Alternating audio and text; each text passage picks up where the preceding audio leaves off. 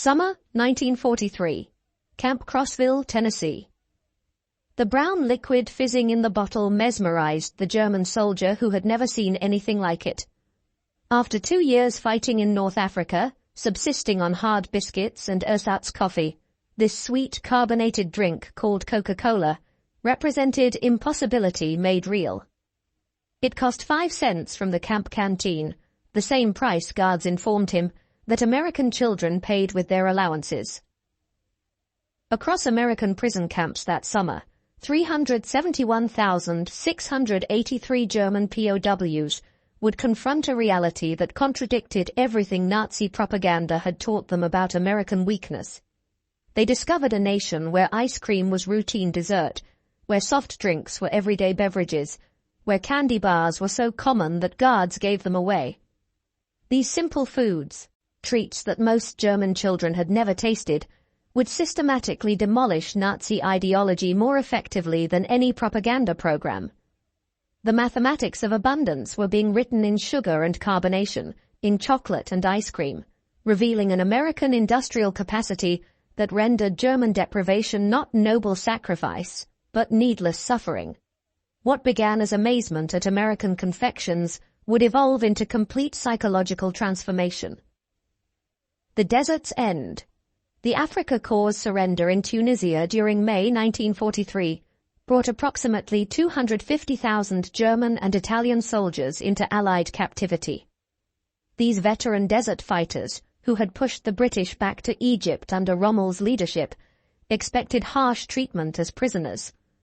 Nazi propaganda had prepared them for American brutality and starvation. Instead, within hours of surrender, they encountered American K rations. These field rations, which American soldiers routinely complained about, contained treasures: crackers, processed cheese, candy, fruit bars, instant coffee, sugar tablets, and cigarettes. German soldiers who had survived on minimal rations for months treated these emergency meals as feasts. According to military records, at the processing camps in North Africa, the U.S. Army served pancakes with syrup, fresh eggs, and milk, foods that had vanished from German military rations years earlier. The systematic feeding of enemies with superior food began immediately, though its psychological impact would only be understood later. A German officer later testified to the International Red Cross, "We expected to be starved as prisoners. Instead, the Americans fed us better than our own army had." This confusion about American resources began our education. The Liberty ships carrying POWs across the Atlantic in summer 1943 provided intensive education in American abundance. These vessels, mass-produced at unprecedented rates, one completed every 42 hours at peak production, transported up to 30,000 prisoners monthly to the United States. Naval records show that prisoner rations aboard these ships matched or exceeded standard crew provisions. Approximately 3,500 calories daily, including fresh bread, meat, vegetables, and coffee with sugar and milk. The ship's refrigeration systems, standard equipment on American vessels, maintained fresh food throughout the 2-week crossing. Most remarkably, documented accounts confirm that ice cream was served on multiple occasions during Atlantic crossings. The USS General M.B. Stewart's log from July 1943 records serving ice cream to prisoners on July 4th, using the ship's ice cream maker that produced 10 gallons per batch. For men who hadn't seen ice cream since before the war, this frozen dessert in the middle of the ocean defied understanding. When ships docked at ports like Norfolk and Newport News, German POWs encountered an America that Nazi propaganda had declared impossible. The Norfolk Naval Base, covering 4,300 acres with extensive waterfront facilities, handled more cargo daily than major German ports managed weekly. At the port exchanges, shops for dock workers, prisoners glimpsed shelves stocked with candy bars from major manufacturers like Hershey, Mars, and Nestlé. Military procurement records from 1943 show these exchanges stocked dozens of candy varieties, selling them at standard prices, 5 cents for most candy bars, the same price charged across America. The journey inland by train provided further education. Unlike the cattle cars used for transport in Europe, German POWs traveled in passenger coaches. The dining cars served full meals.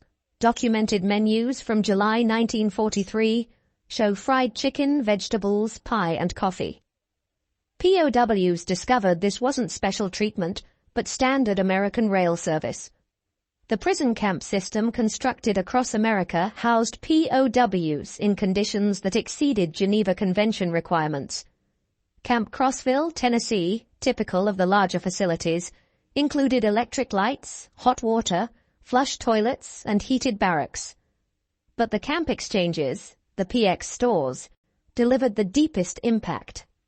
According to Army Quartermaster records, camp exchanges stocked multiple soft drink brands, Coca-Cola, Pepsi, Dr. Pepper, RC Cola, various candy bars and confections, ice cream, where refrigeration permitted, cigarettes and tobacco, fresh fruit and snacks, beer, 3.2% alcohol content. Prisoners earned 80 cents daily for labor, later raised to $1. With candy bars at 5 cents and Coca-Cola at the same price, a day's wage could purchase 16 items, abundance beyond German imagination, where such products, if available at all, required special connections. Coca-Cola became the symbol of American industrial democracy. The Coca-Cola Company's wartime production reached remarkable levels. Company records show 5 billion bottles produced in 1943 alone. The military contract guaranteed 5-cent Coca-Cola to American servicemen worldwide, a commitment requiring unprecedented logistics. German prisoners discovered that this soft drink, unknown to most before capture, was ubiquitous in America. Every camp received regular deliveries. Work details observed vending machines and coolers everywhere, gas stations, factories, schools. Americans of all ages and classes drank it casually, discarding half-empty bottles without thought. The standardization astounded technically minded prisoners. Coca-Cola tasted identical whether consumed in Maine or Texas, a feat of quality control exceeding anything German industry achieved. The syrup concentrate, manufactured in Atlanta and distributed nationwide to bottling plants, represented industrial coordination that challenged Nazi assumptions about American chaos. Historical records from the Coca-Cola Company archives confirm that many prison camps received weekly deliveries of 200 to 300 cases, each containing 24 bottles. Camp Hearn, Texas alone consumed approximately 7,000 bottles weekly during summer, 1943. Ice cream in American prison camps seemed impossible to Germans who hadn't seen it since before the war. Yet Army records confirm that ice cream was regularly served in camps with adequate refrigeration during summer months. The military considered ice cream essential for morale, so important that specialized ice cream ships were built for the Pacific Fleet. At Camp Shelby, Mississippi, the July 4, 1943, celebration included ice cream made on site. Prisoners watched as hand-cranked freezers produced gallons using ice, salt, cream, sugar, and flavorings. The casual use of scarce resources, ice in July, cream, sugar, for entertainment food, demonstrated priorities Germans couldn't fathom. By 1944, many camps had electric ice cream makers. The variety available, chocolate, vanilla, strawberry, butter pecan, exceeded what German ice cream parlors offered before the war. Prisoners could purchase ice cream bars for 10 cents, ice cream sandwiches for the same price, or cups of various flavors. Army procurement records show that larger camps ordered 50 to 100 gallons of ice cream weekly during summer months. The frequency varied by location and season, but prisoners regularly enjoyed this frozen luxury that had vanished from German life. Sugar consumption in American prison camps delivered particularly powerful impact. In Germany, sugar was strictly rationed. Civilians received 280 grams monthly when available. In American camps, sugar sat in bowls on mess hall tables for unlimited use. Quartermaster records from 1943 to 1945 show camps receiving 100-pound bags of refined sugar weekly. Camp bakeries used sugar liberally. Cakes, cookies, and pies appeared regularly on menus. The mess halls sweetened coffee, tea, cereals, and desserts without restriction. One documented incident from Camp Aliceville, Alabama, illustrates the contrast. In August 1943, humid weather hardened several hundred pounds of sugar, making it difficult to use. Rather than steam and recover it as Germans would have, kitchen staff discarded it and ordered replacement supplies. German prisoners working in the kitchen were reportedly distressed by this waste. American chocolate consumption patterns revealed democratic abundance. Major manufacturers, Hershey, Mars, Nestlé, produced millions of bars monthly despite wartime restrictions. The military alone purchased 380 million pounds of chocolate products during the war years. Prison camp exchanges stocked multiple chocolate varieties. The standard Hershey bar, D rations, emergency chocolate bars, and various candy bars containing chocolate were available for 5 to 10 cents. Prisoners discovered Americans had preferences among chocolate brands, casually choosing one over another. Red Cross packages, distributed monthly to prisoners, included chocolate bars among other items. The American Red Cross records show that standard parcels contained chocolate or candy bars, 2. Instant coffee, processed cheese, crackers, canned meat, cigarettes, soap. These packages supplemented regular rations, providing luxury items that exceeded what German civilians received as basic rations. Thanksgiving 1943 introduced German prisoners to American holiday abundance. This purely American celebration demonstrated national coordination of consumption that dwarfed German organizational efforts. Army records confirm that all prison camps served traditional Thanksgiving dinner: roast turkey with stuffing, mashed potatoes and gravy, sweet potatoes, cranberry sauce, vegetables, pumpkin pie, coffee and milk. The logistics required, providing turkey dinners to 425,000 POWs plus millions of American servicemen worldwide, showcased organizational capacity. The fact that German prisoners received the same meal as American soldiers emphasized equality of treatment that contradicted Nazi racial hierarchy. Christmas 1943 brought unexpected generosity from American civilians.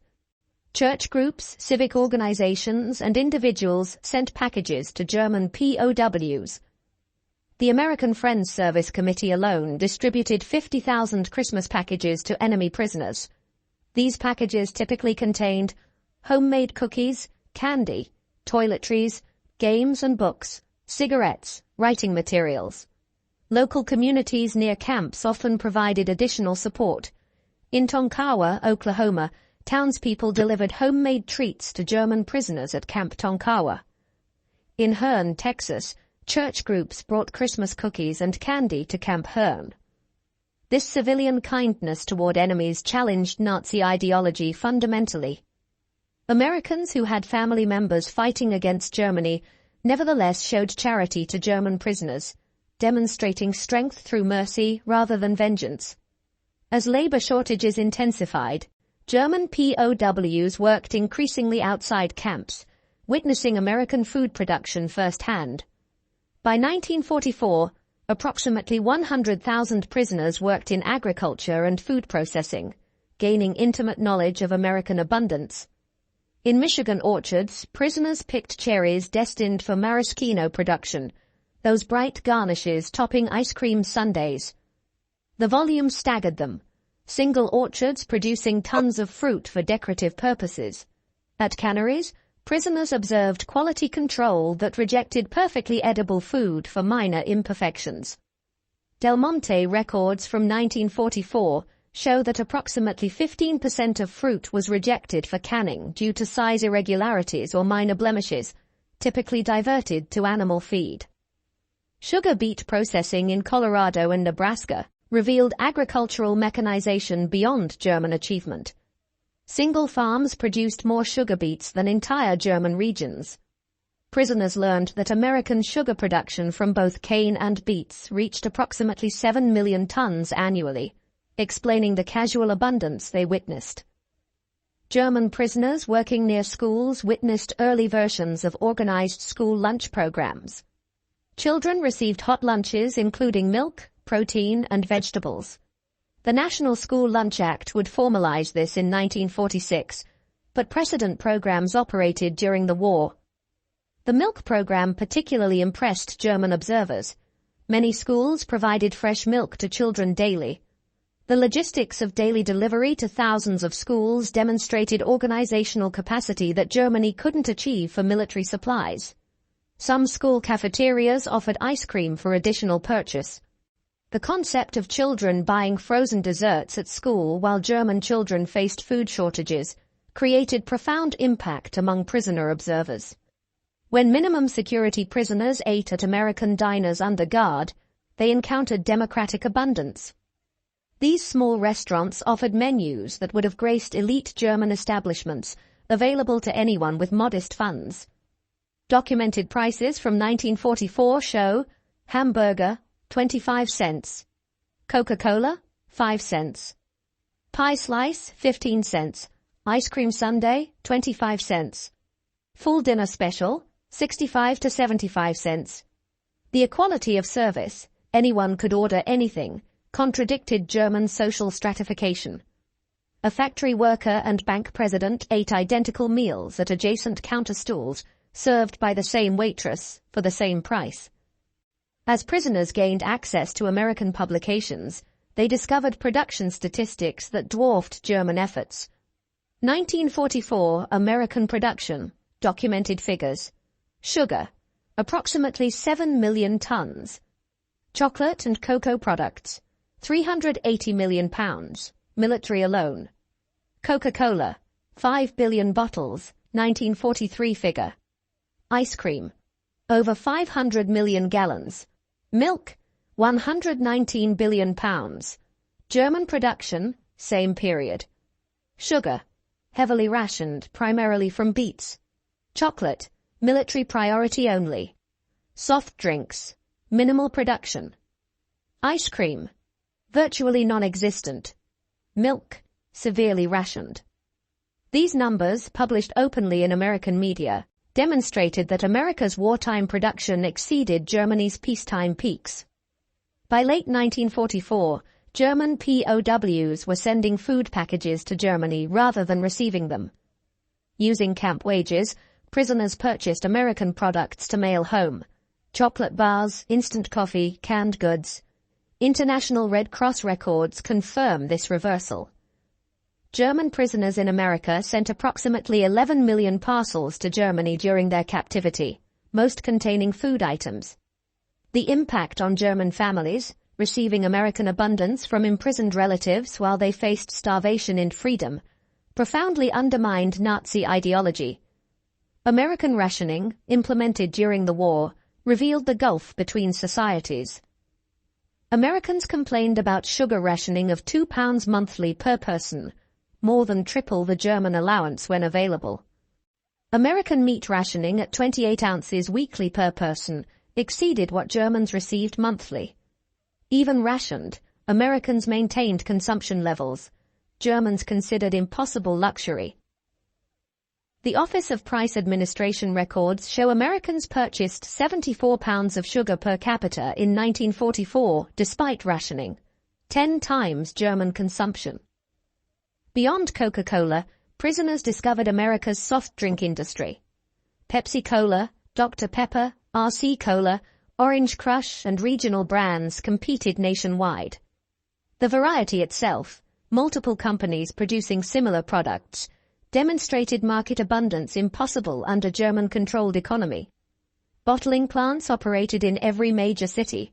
The technology, carbonation, bottling, capping, labeling, was standardized and efficient. Single plants produced millions of bottles annually. The distribution network reached every small town, gas station, and grocery store. American soft drink production reached billions of bottles annually by war's end, dozens of bottles per American citizen yearly. This single industry's output exceeded entire sectors of German consumer production. Spring 1945 brought the final blow. As American forces advanced through Germany, German POWs in America watched newsreels of GIs distributing chocolate and gum to German children. These children's joy at receiving American candy their own government couldn't provide completed the ideological demolition. The contrast was stark. American soldiers, advancing through enemy territory, carried enough candy to give away, while the German state that promised triumph delivered starvation. Films of concentration camp liberations showed American troops sharing rations with skeletal survivors, demonstrating humanity toward victims of the regime German soldiers had served. Between 1945 and 1946, German POWs returned to a destroyed homeland. Many prisoners had gained significant weight in American captivity, while their families lost weight to starvation in German freedom. They brought knowledge of abundance to a land of absolute scarcity. Medical examinations showed German POWs generally returned healthier than when captured. They returned to families weakened by deprivation. This physical evidence of American plenty versus German deprivation was undeniable. Many prisoners brought final Red Cross packages home, chocolate, coffee, and canned goods that became family treasures. Children who had forgotten chocolate's taste received Hershey bars from fathers who had eaten ice cream regularly in prison camps. Former POWs became unexpected advocates for the Marshall Plan. They had witnessed American abundance that wasn't zero-sum, prosperity through production rather than conquest. Their testimony that Americans could afford to rebuild enemies influenced German acceptance of American aid. These men understood that American power came from productive capacity, not extraction. They had seen a society wealthy enough to waste food while fighting a global war. This mental model, creation rather than conquest, shaped West Germany's economic approach. The German economic miracle of the 1950s was partially built on knowledge gained in American prison camps. Former POWs who had witnessed American production methods, distribution systems, and consumer abundance applied these lessons to German reconstruction. They had learned that mass production could make luxuries affordable, standardization enabled quality and efficiency, consumer abundance created political stability, industrial democracy could outproduce authoritarian control. These lessons, learned through Coca-Cola and ice cream, shaped a generation of German business and political leaders. The transformation of German POWs through American food abundance is documented in military quartermaster records, international Red Cross reports, corporate production records, particularly Coca-Cola archives, POW correspondence, censored but preserved, post-war interviews and memoirs, academic studies, particularly Arnold Kramer's extensive research. Arnold Kramer, the leading historian of German POWs in America, concluded that food abundance was central to ideological transformation. His research confirmed that casual American plenty accomplished what formal re-education programs couldn't: complete demolition of Nazi superiority myths. The statistical summary. The numbers tell an irrefutable story. Average POW consumption, 1943 to 1946. Daily calories, 3,300 to 3,600. Sugar, 4 pounds monthly available. Meat, 32 ounces weekly. Milk, 1 quart daily available. Ice cream, served regularly during summer. Soft drinks, unlimited at 5 cents each. German civilian rations, same period. Daily calories, 1,200 to 1,500. Sugar, 280 grams monthly when available. Meat, 10.5 ounces weekly, often unavailable. Milk, severely rationed. Ice cream, non-existent. Soft drinks, none available. These disparities weren't propaganda but documented reality. Enemy prisoners ate better than German civilians, proving American abundance extended even to defeated foes. The POW experience with American food culture influenced post-war Germany profoundly. Coca-Cola returned to West Germany in 1949, becoming a symbol of American alliance. Ice cream parlors, modeling American soda fountains, appeared in German cities. Candy bars and chewing gum became symbols of recovery. Former prisoners of war often became importers of American food products, understanding their appeal from personal experience. They knew these products represented more than taste. They symbolized abundance, democracy, and modernity. The introduction of supermarkets to Germany in the 1950s was championed by former POWs who had witnessed American grocery stores. They understood that democratic abundance required new distribution methods, not just production increases. In various post-war interviews and memoirs, German POWs consistently identified food abundance as transformative. A former Africa Corps officer stated in a 1975 interview, "We expected to defeat a weak, divided America. Instead, we found a nation that could give ice cream to enemies. That's when we knew we had lost more than a war. We had lost our entire worldview." Another veteran, interviewed for a documentary in 1985, recalled, "My first Coca-Cola was like drinking the future. It was sweet, fizzing, completely unnecessary, and available to anyone for a nickel. That drink contained everything Nazi Germany wasn't: abundant, democratic, joyful." These testimonies collected across decades confirm that American food abundance achieved what military defeat alone couldn't: complete ideological transformation. The men who arrived as Nazi warriors left as witnesses to democratic prosperity. Historians recognize the German POW experience in America as remarkably successful re-education through abundance rather than propaganda. The program succeeded because it relied on observation rather than instruction. POWs saw American society functioning at peak productivity while treating enemies with dignity. The food aspect was crucial because it was universal. Everyone understands hunger and satisfaction. Undeniable. Weight gain and health improvement were visible. Continuous. 3 meals daily plus canteen purchases. Comparative. Prisoners knew German deprivation intimately. Every meal became a lesson in American industrial capacity. Every Coca-Cola demonstrated standardization and distribution. Every ice cream sundae showed that abundance could be democratic. Children of prisoners of war grew up hearing about American abundance in prison camps. These stories, initially seeming fantastic, were validated as West Germany recovered and American products became available. The mythology of American plenty, born in prison camps, shaped generations of German-American relations. Many POW children later studied or worked in America, drawn by their fathers' stories of impossible abundance. They found the reality matched the tales. Supermarkets stocked with variety, soda fountains serving sundaes, candy aisles offering dozens of choices. This multi-generational impact extended beyond individuals.